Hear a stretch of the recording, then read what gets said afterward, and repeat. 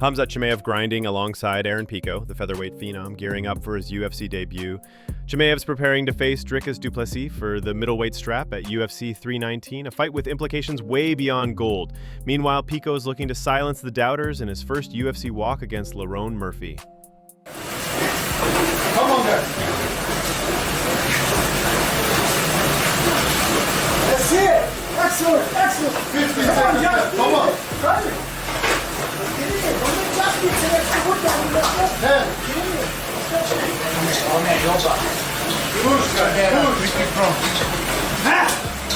on. Change. 10 seconds left. Come on, Eric. Come on. Let's go. Push. 5 seconds. Time. Change. After surviving 2 months in the hospital and a double lung transplant, the former Olympian didn't talk about pain or fear. He talked about opportunity. What's up, guys? I believe this is update number 8. Yeah, I'm still in the effing hospital. Came on Monday for a checkup. They said something was infected. And now it's kind of just been thing after thing after thing. And so you don't have the totally Stockdale paradox. I'm going to be out of here sometime. I just don't know what it is. So I had to just tell myself to be patient, and not get too frustrated. And the topic I want to talk about today, besides that, would be pride, right? And so, man, this has been a really, really humbling experience because, before this, I was pretty much totally self-sufficient, pretty much did everything myself, took care of myself, didn't ask for help. But man, when you can't, right away when I couldn't walk and talk, I asked for help, right? And even now, especially when I went home, got to keep asking for help because I can't do much myself at all. So that was kind of humbling and it was good. And then, the way I see pride or ego, they hold so many people back in life. The biggest thing I can relate in wrestling to it is there's certain kids that have too much pride and they're unwilling to admit what their bigger problem is, right? And so if I can tell a kid, hey, this is your problem, and they don't have ego, they'll work to solve that problem because they trust me, they know I have the best interest in mind, and I'm their coach, right? And if they have too much pride, they're always going to make an excuse for why that big problem isn't really the problem, right? Like if their cardio sucks, they're not tough enough, they're going to sometimes say, oh, I just had a bad day, I was tired, I didn't sleep well, make excuses like this versus solving the real problem. And that same kind of thing happens in regular life also, is people with too much pride don't want to admit what their bigger problem is. A lot of times they don't want to admit they have a problem at all, but to outside looking in people, it's obvious they have some issues, and if you acknowledge what your problem is, you can solve your problem. But if you're unwilling to acknowledge you have a problem, you literally can't solve it. Can't do it, right? You have to acknowledge the problem before you can solve the problem. And so this has been pretty humbling for me. I asked for so much help, and it's maybe think about pride and ego and how they really negatively impact people. So that's what I got, guys. I'll keep updating you. Hopefully I get it here at some point. Ilia shocked the world by saying he'd rather vacate the lightweight title than defend it against Arman Tsarukyan. Arman fired back on X, who wants to let Ilia know he's not McGregor and that he's making all the champs look bad. Champs fight the #1 contender. But this is the same guy who thinks he's the BMF. How do you say P word in Spanish? Dominick Reyes is set to headline UFC Perth against Carlos Ulberg, but according to him, that wasn't the fight he wanted. Do you feel like you're possibly? I feel like you're possibly one fight away from fighting for that belt. I think you gotta shoot for the highest ranked guy. I mean, I would love to fight Khalil. I want to fight Khalil. Right. That's the fight I want. Okay, but what you don't think? You don't think for pound, man. Yeah, you don't think that's that that fight's doable. I mean, you're ranked number 8. Khalil Rountree, let's be honest, got the shot while he was ranked number 7, I believe. Yeah, and his best win was Anthony Smith. Let's put that on there too. I mean, he just beat Jamal Hill, who's former champion. Previous to that, though.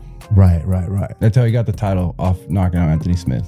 Okay, so if you had to really pick the guy that you want to fight, I want to fight would Khalil. be Khalil. I already called him out. Everything, trying to do my due diligence. I don't know what I have to do or say or whatever, but I want to fight Khalil. Like, no, but I'll be honest with you, Dominic. I think it's more of that because you are a humble dude, and you do carry you are a genuine guy. But I think sometimes a little bit of what stops people from getting to the top a little bit sooner is there's not enough trash talk. There's not enough. You're saying nice guys finish last. Yeah, pretty much. I understand what you're saying. Do you see what I'm saying? I do understand. But I did get there by doing my way the first time, right? And then I am knocking dudes out. I've never been knocked out before. Dustin Jacoby was never knocked out before. That was the first of my knockouts. And then now Krylov was never even dropped before, ever, until I knocked him out cold. So I don't know. Some people said I made it look too easy. Shara Magomedov walked into his last fight as a heavy favorite, but Hanato Moicano wasn't sold on the performance. Maybe I was doing the live stream at the day on the card, and when I was watching the fight live, on what channel? On what channel? Hanato Moicano channel, my bro. Huge shootout. Okay, but Go out there and what? What? Subscribe. Like all that, my bro. But I was watching live, and I thought that Barrio had won the fight. You thought? I thought. No. I thought. Because He for only me, landed he won the 30. first and the second. He did good on the second round. Third round, if he pushed a little bit more, I think he got hurt with the body shots. He slowed down a lot. If he was pushing a little bit more, yes, but I think it was clear. So do you think it was an easy win to? Not easy, 29-20. Not easy. If you break your nose, if you go to the hospital Right, he beat after up the on the fight, first round like bro, easy. if you go to the hospital after a fight, it's not an easy fight, my guy. No, I'm telling Surgery you, on easy to your nose. score. Easy Surgery. to score. That guy's gonna remember. Do you think it was easy to score? Easy 29-28 to score, for sure. easy to score. But all I was getting at I was don't know that my Mark Andre inflicted a lot of damage on Oh. the minus 600 favorite Yes, here. Those are the fights that you lose, but you got so much respect out of that 100%, win, yeah, So I was 100%. happy for that for Mark. Got his 50,000 was Eric Nicksick says he had Robert Whittaker winning the RDR fight, but admits the judging wasn't exactly robbery. The guy's goofy, and he started to just make his adjustments and make it more and more difficult. And then Whittaker's output started to slow down, and he got himself into the fight. It was 2-2 going into 5. Yeah. You know what I mean? So I don't think it was a robbery. I personally had Rob winning that fight, but you can't really make that argument. What I will say, when you go back as a coach and you look at those situations, I feel like Rob lost the fight. I feel like Rob kind of got off the gas pedal and allowed de Ridder to get back into the fight, and the momentum kind of shifted. In round 5, again, razor close. And it looked like Rob was landing more of the significant strikes. The optics was de Ridder walking him down and getting into more of the exchanges, right?